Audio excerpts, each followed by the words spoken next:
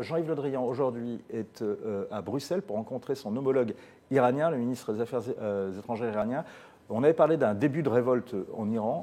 Où est-ce qu'on en est, juste? Les manifestations se sont essoufflées et aujourd'hui, en partie parce qu'il y a eu une répression assez sévère, eh bien, les manifestants ne sont plus très nombreux à protester. Et donc, non, on n'assiste pas à un début de révolte. Le régime islamique iranien n'a pas été menacé. Cela étant, c'est un coup de semonce pour ce régime et les griefs qui lui ont été adressés ne vont pas disparaître avec justement la fin de cette fronde. Donc voilà, donc pas de menace dans l'immédiat, mais un coup de semonce à terme sur la République islamique d'Iran. Donc la menace forte, la force a payé.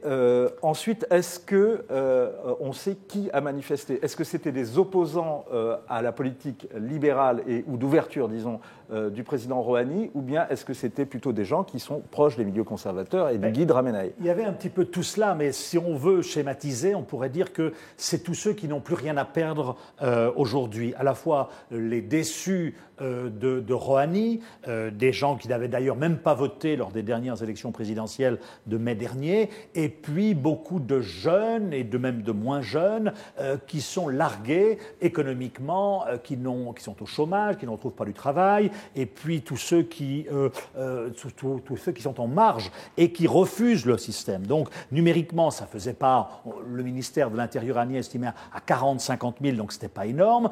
Donc voilà, donc ça n'est pas encore une fois une menace, je dirais, existentielle sur la République islamique, mais ça veut dire que ces gens-là, eh bien, tôt ou tard, ils pourraient de nouveau manifester, et à cela pourraient se joindre, en revanche, ceux qui aujourd'hui ne sont pas contents, mais qui préfèrent justement encore miser notamment sur Hassan Rouhani, ce président modéré en qui beaucoup d'Iraniens espèrent qu'il leur apportera un plus, ce qui n'a pas été le cas jusqu'à maintenant.